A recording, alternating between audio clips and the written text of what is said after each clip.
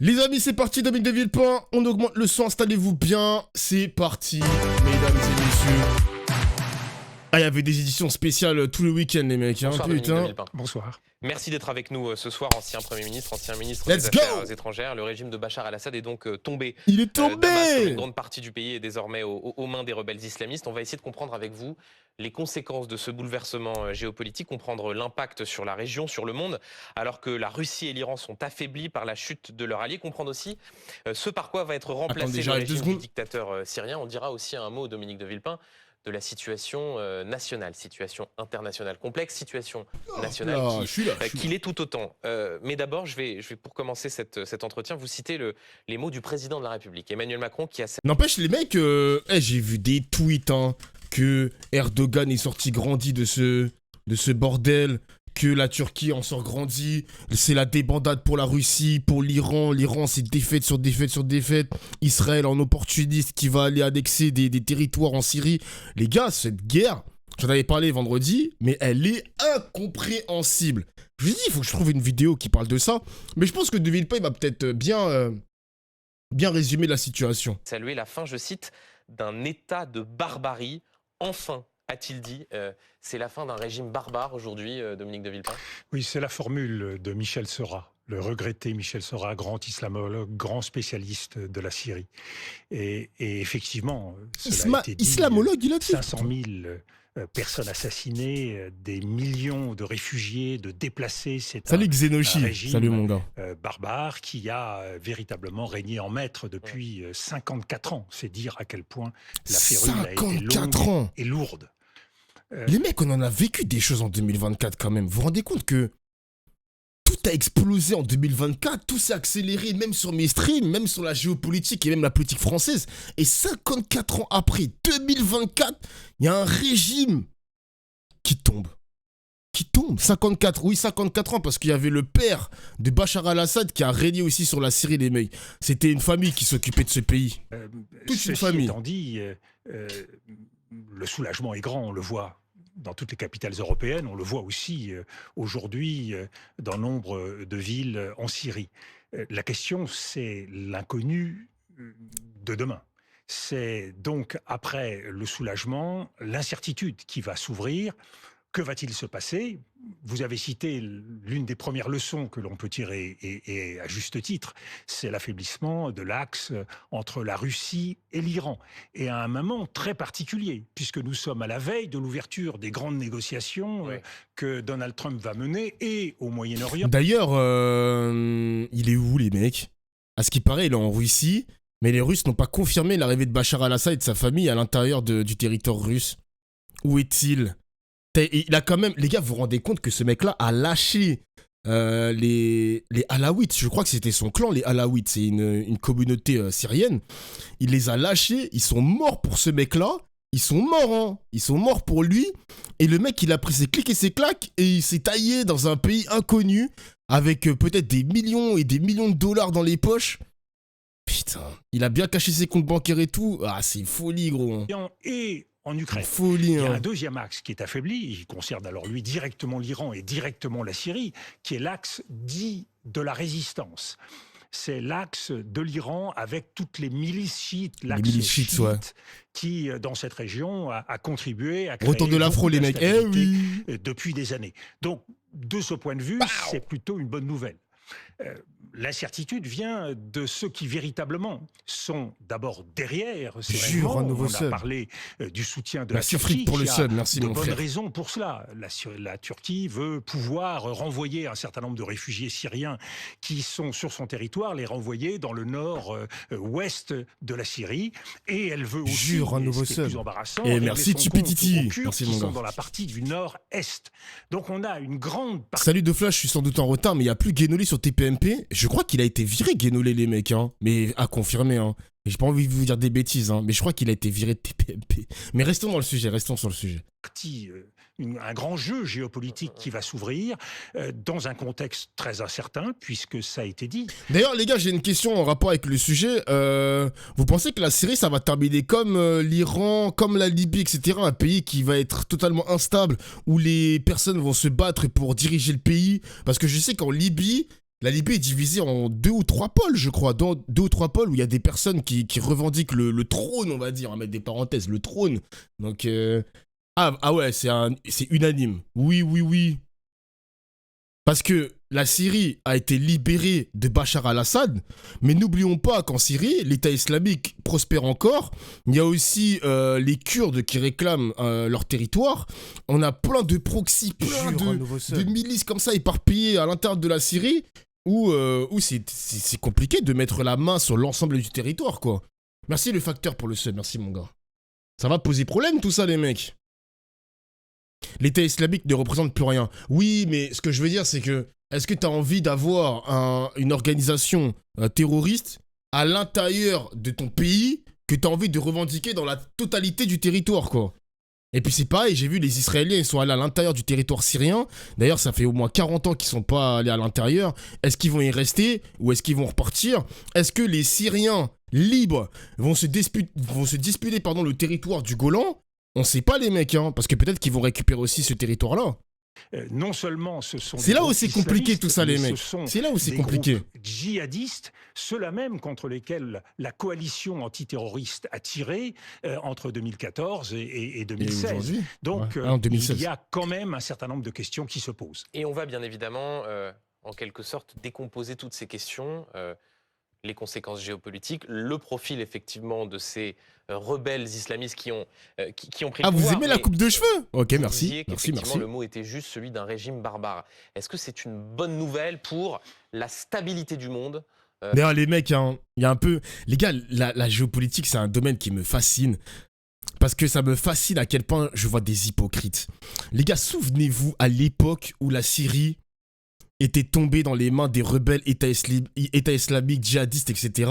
En Occident, tout le monde les appelait terroristes. Jure, un nouveau sub. Tout le monde les appelait terroristes. Et 3-4 ans plus tard, les personnes qui ont pris la tête de Bachar, qui ont repris la tête du pays, on les appelle des rebelles. Ils ont effacé le mot terroriste pour mettre rebelle. Et c'est à n'y rien comprendre. La lecture des médias, c'est à n'y rien comprendre. Et les hommes politiques, pareil. Les hommes politiques, avant, disaient terroristes. Maintenant, ils disent rebelles. Ah là là là là là. Ah là là là. Que le régime de Bachar el-Assad soit tombé. C'est pas les mêmes groupes. Si! Là, je te parle des djihadistes, parce que c'est des djihadistes. En fait, il faut savoir un truc, c'est qu'ils ont récupéré la Syrie, mais les groupes qui composent cette grande alliance, c'est plein de groupes différents, les mecs. C'est plein de groupes différents. Donc le point de vue, il est biaisé. Exactement, Kramel. Exactement. Non, mais il disait déjà rebelle en 2012. Connaissant BFM TV, on a l'habitude des retournements de veste, les mecs. Hein. Croyez-moi, les gars, ça disait terroriste à l'époque. Hein. Croyez-moi.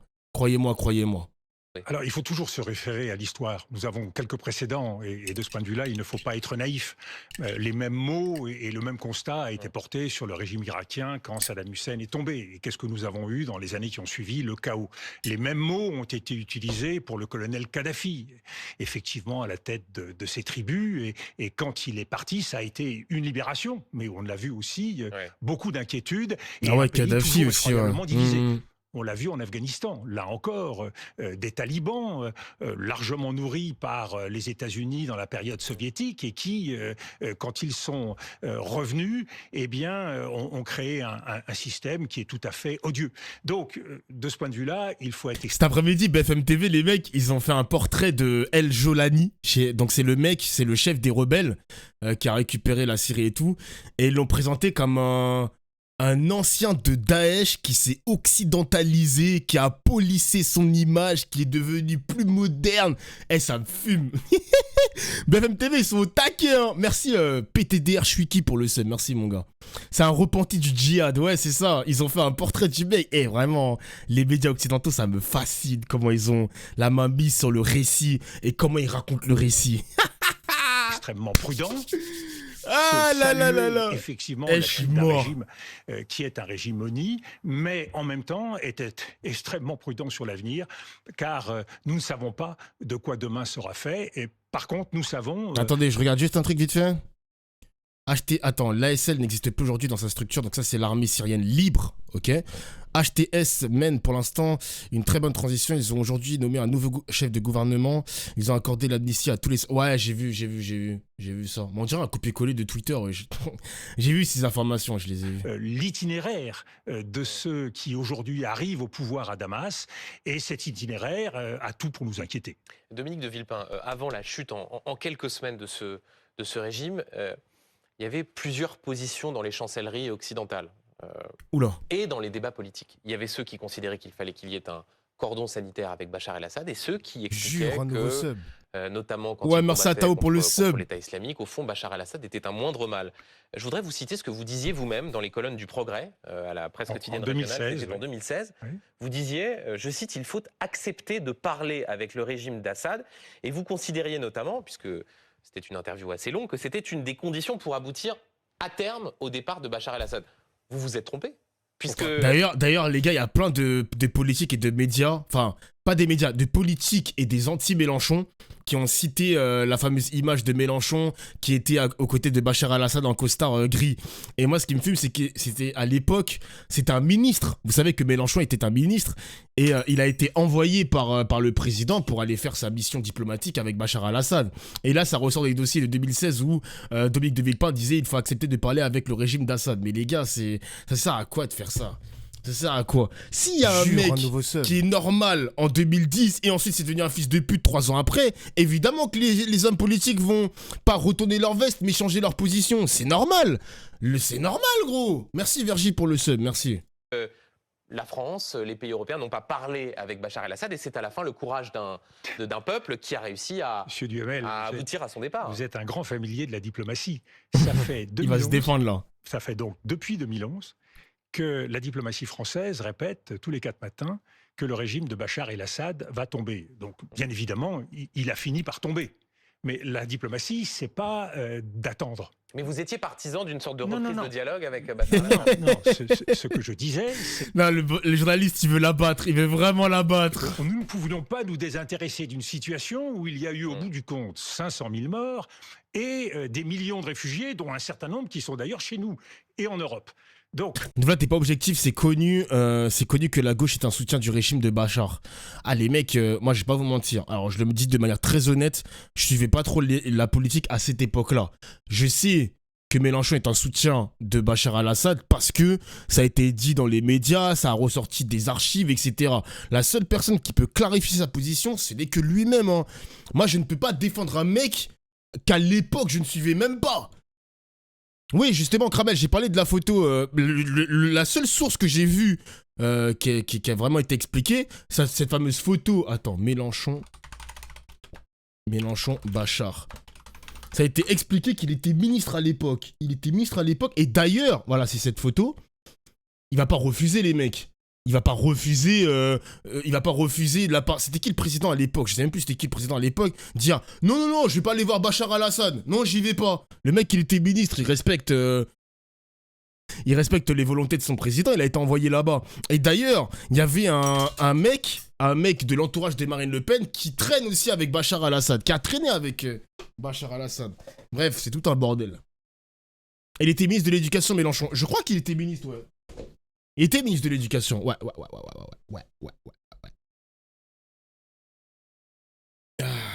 Ma position a toujours été la même. Il faut parler à tout le monde, quitte à prendre une longue cuillère. Mais à quoi servent les diplomates si c'est pas à parler à travers les canaux appropriés? Et il y en avait un certain nombre.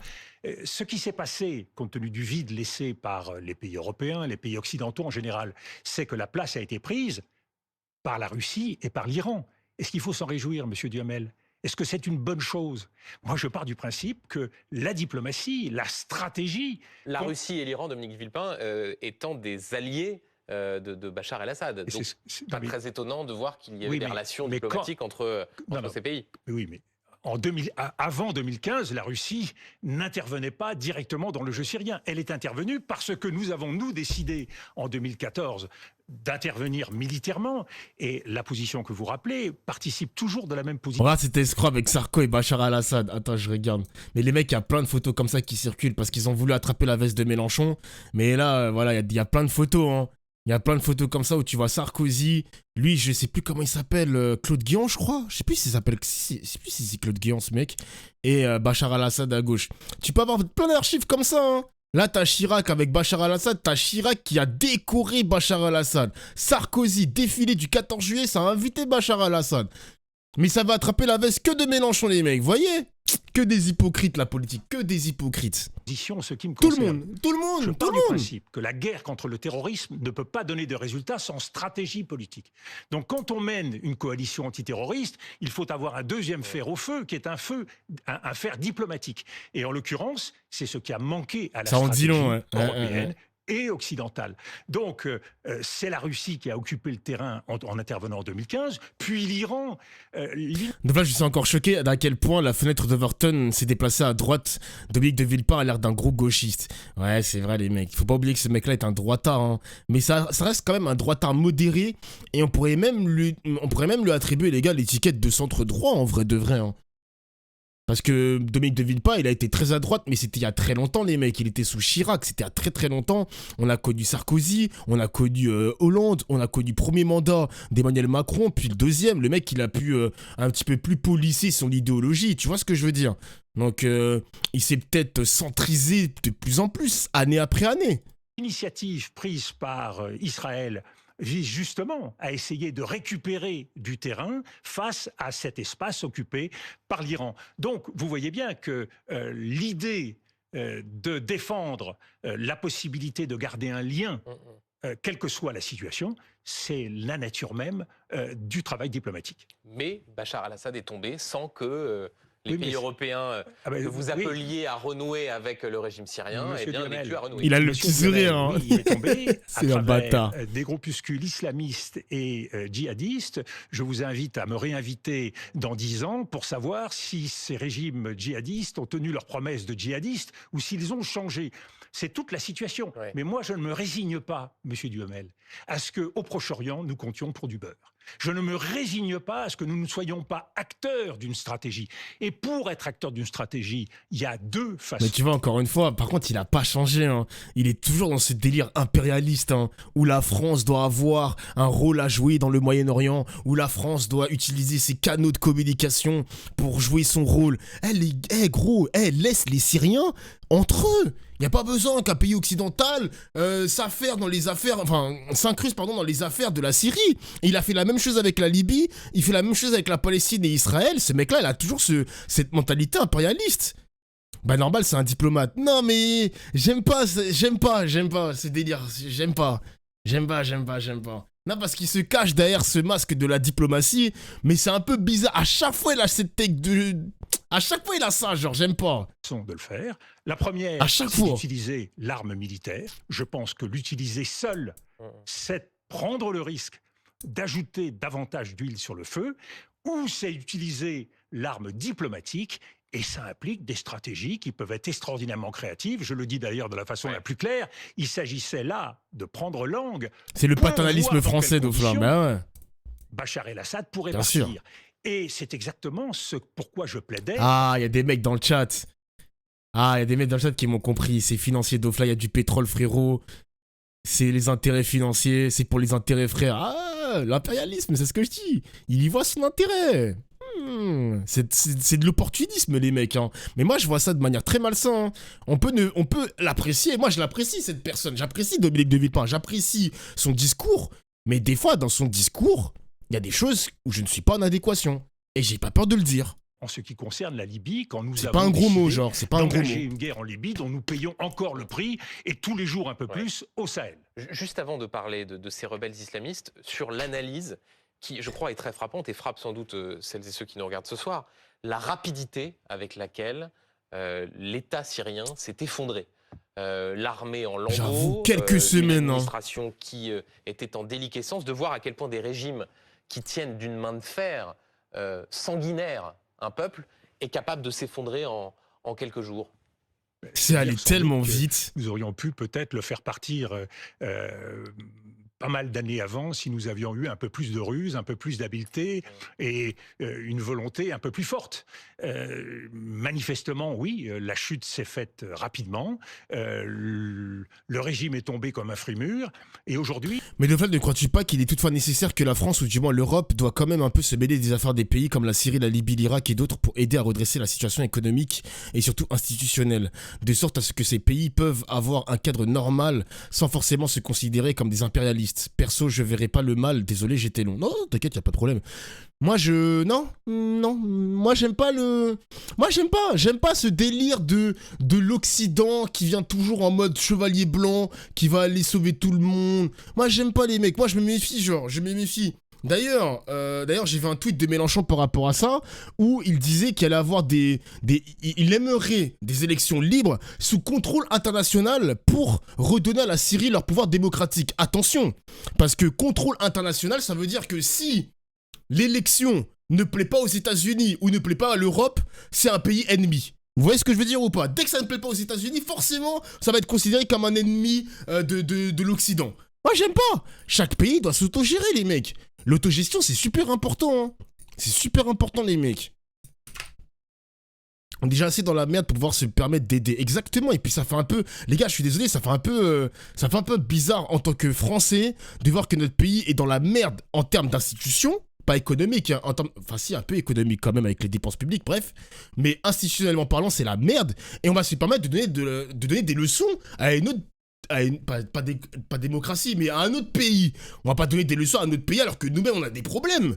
T'imagines Macron faire des grands discours, faites ci, faites ça, faites ci, faites ça, alors que le mec, il a même pas de majorité et il arrive même pas à rassembler ses députés autour d'un projet commun. Arrêtez vos bêtises. Arrêtez vos bêtises. Jure un nouveau sub. Exactement, Ike10, exactement. Merci Rim pour le sub. C'est intéressant ce que vous dites les mecs, hein.